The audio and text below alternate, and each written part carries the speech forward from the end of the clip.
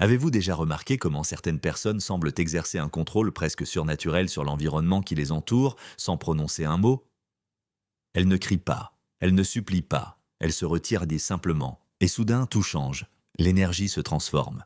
Les gens commencent à se questionner, à courir après, à ressentir. Maintenant, imaginez si vous faisiez de même. Si vous cessiez de réagir immédiatement à tout, si vous choisissiez le silence plutôt que la réponse automatique, le retrait plutôt que l'explosion, que pensez-vous qu'il se passerait? C'est là que réside le point clé. Lorsque vous cessez d'être toujours disponible émotionnellement, physiquement, psychologiquement, le monde autour de vous entre en crise, car les gens sont habitués à vous contrôler à travers vos réactions, vos impulsions, votre prévisibilité. Mais le jour où vous choisissez de vous retirer, le jeu change. Et ceux qui pensaient d'y vous connaître réalisent qu'ils ne savent absolument rien de vous. Carl Jung a dit « Tout ce qui nous irrite chez les autres peut nous conduire à une meilleure compréhension de nous-mêmes ». Réfléchissez-y. Lorsque vous devenez inaccessible, qui devient vraiment désespéré? Qui s'irrite? Qui tente de vous provoquer juste pour susciter une émotion? Cela en dit plus sur l'autre que sur vous. Et surtout, cela révèle à quel point vous êtes encore manipulé sans vous en rendre compte. Vous continuez à vous donner pour faire plaisir, pour maintenir la paix, pour ne pas perdre des gens qui, au fond, n'ont jamais vraiment été avec vous.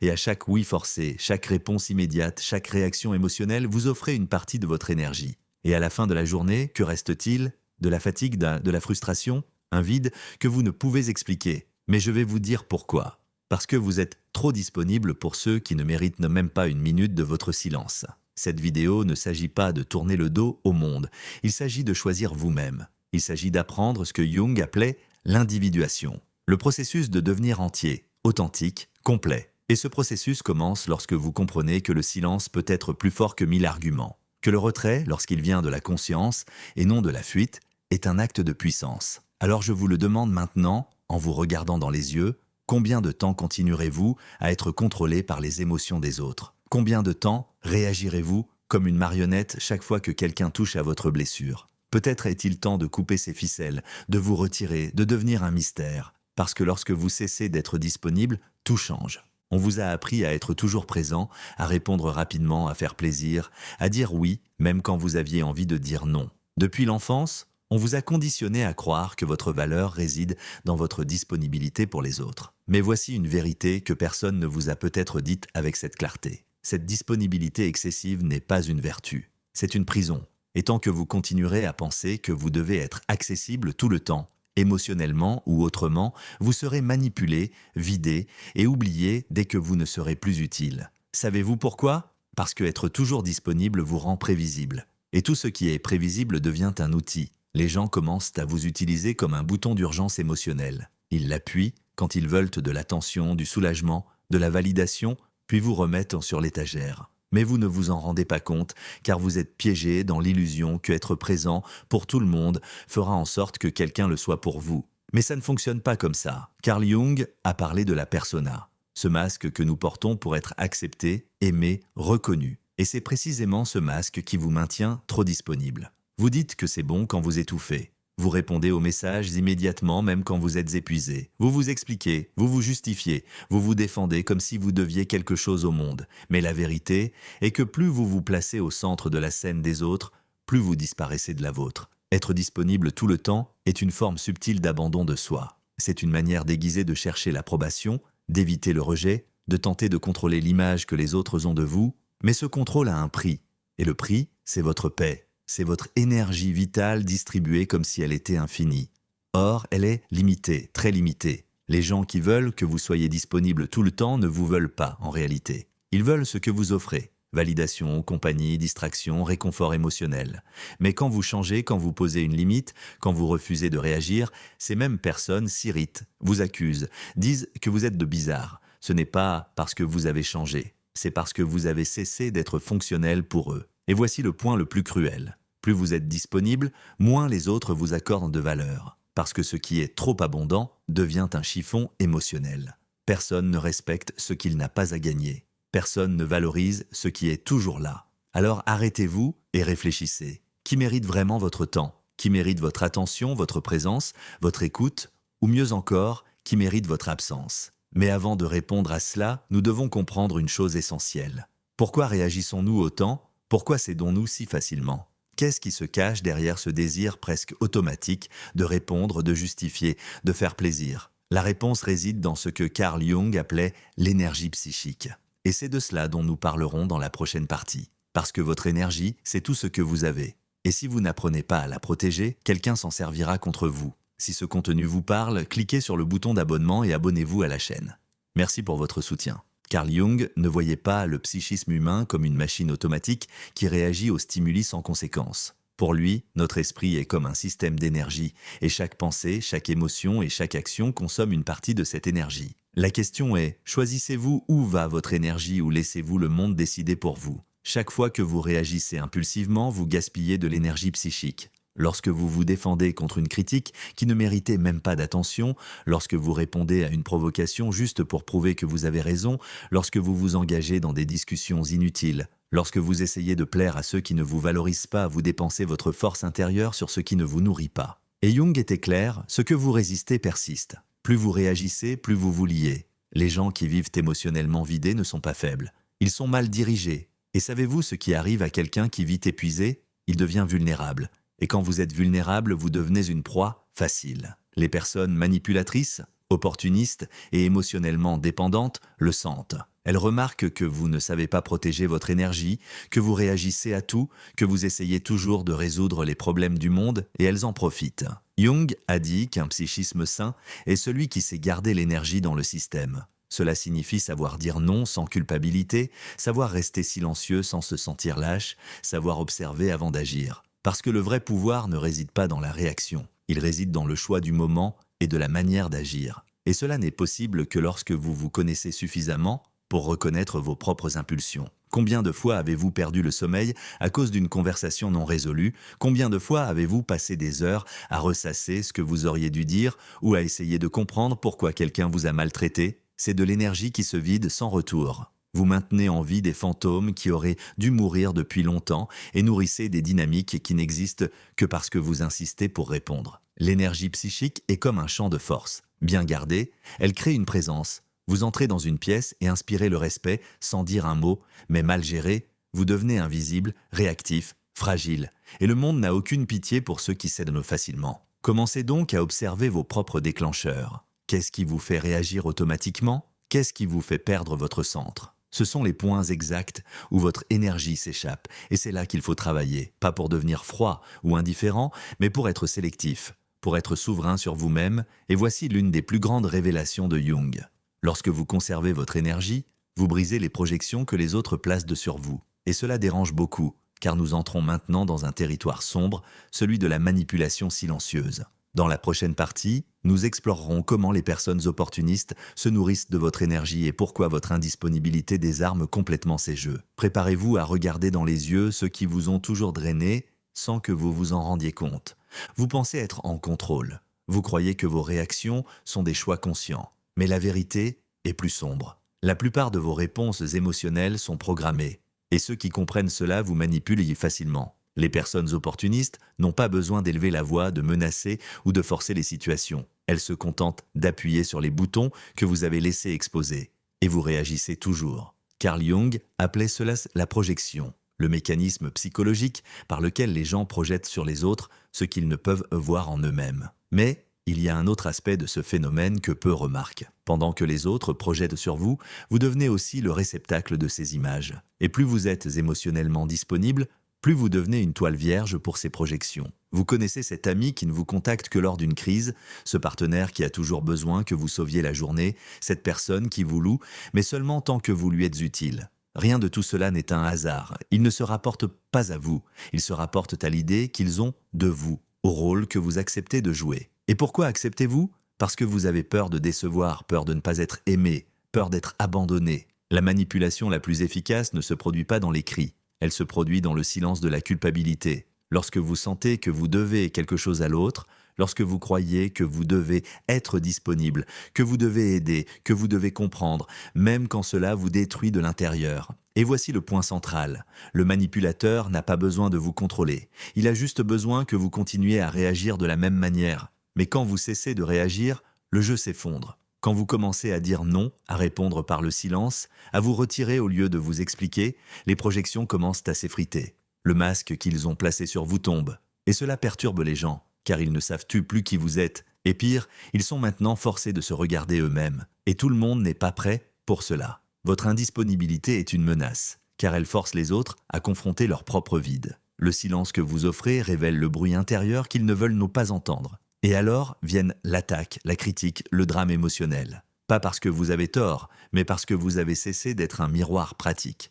Jung a dit « Nous ne devenons pas éclairer en imaginant des figures de lumière, mais en rendant la noirceur consciente. Lorsque vous vous retirez, lorsque vous cessez d'alimenter le cycle, l'ombre des autres commence à émerger. Et cela est insupportable pour ceux qui vous ont toujours utilisé comme une échappatoire. Mais qu'en est-il de vous?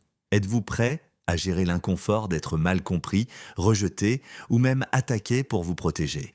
Êtes-vous prêt à endurer le silence qui vient après la rupture? Car c'est précisément dans ce silence qu'une nouvelle forme de pouvoir naît. Et c'est de cela dont nous parlerons maintenant. Dans la prochaine partie, vous comprendrez pourquoi le silence peut être l'arme la plus dévastatrice du psychisme humain et comment il change complètement la dynamique entre vous et le monde.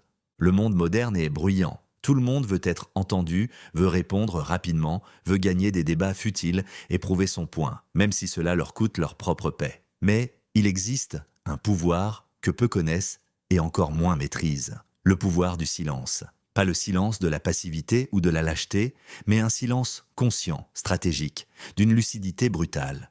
Un silence qui n'est pas une absence, mais une présence amplifiée. Jung voyait le silence, non pas comme un vide, mais comme un terrain fertile pour la transformation intérieure. Lorsque vous cessez de réagir, vous commencez à observer. Et en observant, vous voyez des schémas qui étaient auparavant passés inaperçus. Répétition émotionnelle, jeu de manipulation, cycle d'auto-sabotage, le silence permet la lucidité. Et la lucidité est dangereuse pour ceux qui vivent pour vous contrôler. Avez-vous remarqué comment certaines personnes paniquent quand vous ne répondez pas, quand vous ne vous expliquez pas, quand vous disparaissez simplement? Ce n'est pas parce qu'il vous manque, c'est parce que votre silence leur enlève le contrôle de leur récit.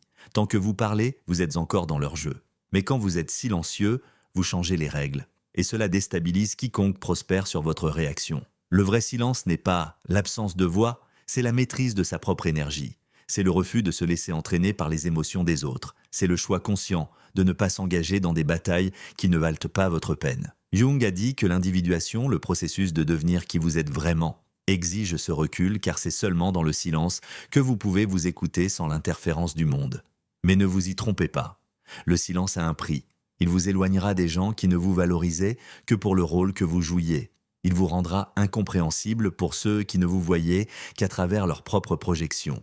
Il vous fera paraître froid, distant, arrogant. Mais tout cela est une réaction de ceux qui n'ont jamais voulu affronter votre profondeur, seulement votre utilité. Et voici une vérité dure. Plus vous mûrissez, plus vous devenez sélectif avec vos mots, parce que vous comprenez que chaque phrase est un investissement énergétique et que tout le monde ne mérite pas d'accéder à votre vérité. Parfois, le silence n'est pas un retrait, c'est une souveraineté. C'est le langage de ceux qui n'ont plus besoin de prouver quoi que ce soit à quiconque. Le silence est inconfortable, car il force l'autre à affronter ses propres pensées, son propre bruit intérieur, et cet inconfort révèle plus sur eux que n'importe quel argument de votre part ne le pourrait. Vous n'avez pas besoin d'expliquer votre absence. Elle s'explique d'elle-même, et ceux qui se sentent menacés par elle révèlent à quel point ils dépendèrent de votre déséquilibre pour maintenir leur propre contrôle. Mais le silence le plus puissant n'est pas celui qui perturbe l'autre. C'est le silence qui vous reconstruit de l'intérieur. Le silence qui vous connecte à quelque chose au-delà de l'approbation extérieure. C'est dans cet espace intérieur libre des exigences des autres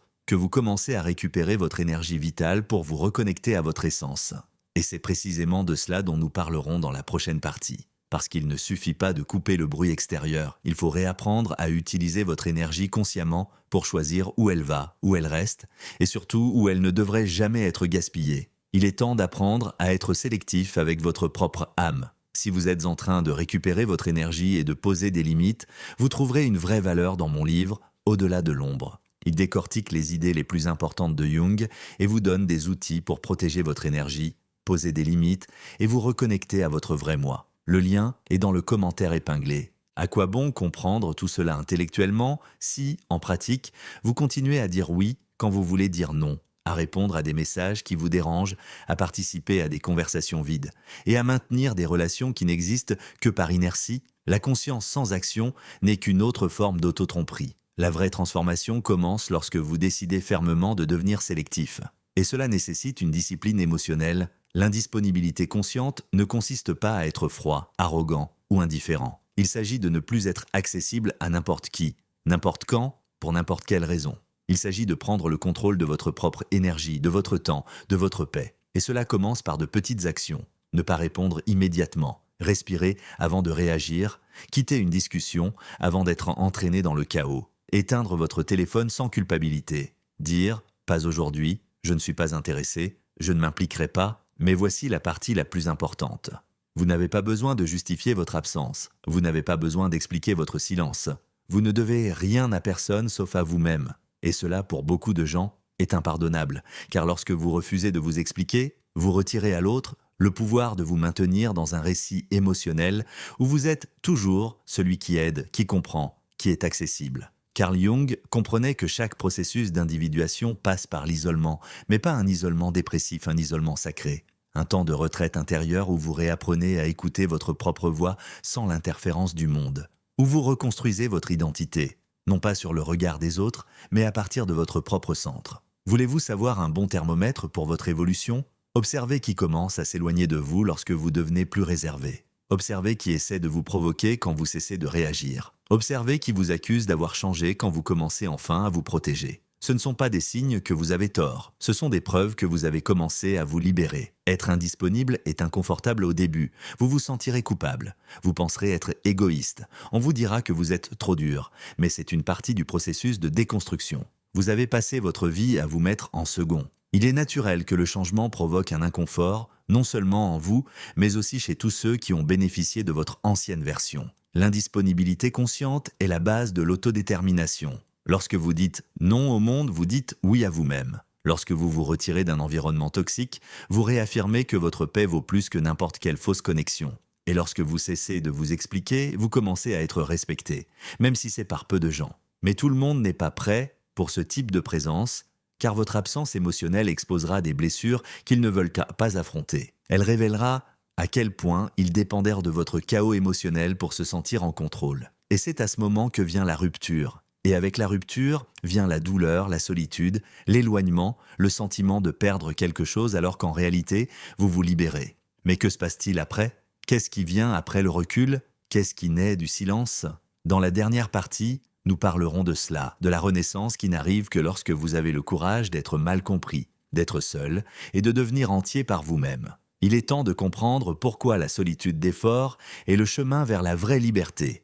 Lorsque vous cessez d'être disponible pour tout le monde, quelque chose de profond commence à se produire. D'abord vient le silence, un silence inconfortable qui semble crier en vous. Vous vous demandez si vous avez bien agi, si vous êtes trop dur, si vous perdez des gens qui vous aimaient. Mais graduellement, ce silence se transforme. Il commence à purifier, à apaiser, à guérir. Puis vient la solitude. Mais pas la solitude de l'absence, c'est la solitude de la présence totale, la vôtre.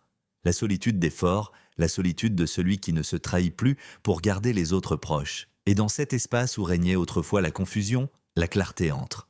Là où il y avait de l'anxiété, la paix s'installe. Là où il y avait du besoin, une nouvelle force émerge. La force d'être entier en soi-même. Carl Jung a dit que le processus d'individuation, devenir qui vous êtes vraiment, exige que vous vous distanciez du collectif, que vous vous désidentifiez du masque, que vous marchiez seul un moment. Et c'est exactement ce que vous faites quand vous décidez de devenir indisponible. Vous ne fuyez pas le monde, vous retournez à vous-même. C'est à ce moment que vous cessez d'être un réacteur et devenez un créateur. Vous cessez d'être façonné par les circonstances et commencez à façonner votre réalité de l'intérieur. Les gens qui se sentent mal à l'aise avec votre absence révèlent qu'ils ne vous voulaient pas. Ils voulaient le rôle que vous jouiez. Et maintenant que vous ne correspondez plus, ils ne savent plus quoi faire de vous. Et cela libère. Vous perdrez des gens, mais vous vous trouverez. Vous vous éloignerez de lieux, mais vous vous reconnecterez à votre essence. Vous serez mal compris, mais enfin vous commencerez à être respecté. Parce que lorsque vous n'êtes plus disponible pour quoi que ce soit, vous devenez précieux, rare, inoubliable. Et ne vous y trompez pas, c'est une renaissance, un nouveau départ, le commencement d'une vie où vous n'êtes plus disponible pour des miettes émotionnelles, des jeux mentaux, des vides déguisés en affection. Maintenant, vous n'acceptez que ce qui résonne avec votre paix, votre vérité, votre plénitude. Et si vous êtes arrivé jusqu'ici, c'est parce qu'une partie de vous est déjà prête pour ce nouveau chemin. Une partie de vous a déjà compris que être aimé ne signifie rien si pour cela vous devez vous abandonner, et que le vrai amour de soi commence lorsque vous vous choisissez, même si cela vous coûte d'être seul un moment. Dites-moi maintenant dans les commentaires, êtes-vous prêt à être mal compris, rejeté ou même haï au nom de votre liberté intérieure? Êtes-vous prêt à payer le prix d'être vous? Si ce message vous a touché, s'il a du sens, écrivez dans les commentaires « Je choisis ma paix ». Voyons combien d'entre vous sont prêts pour cette transition. Et n'oubliez pas, continuez à regarder la prochaine vidéo, elle est importante, bien plus que vous ne l'imaginez. À bientôt, I am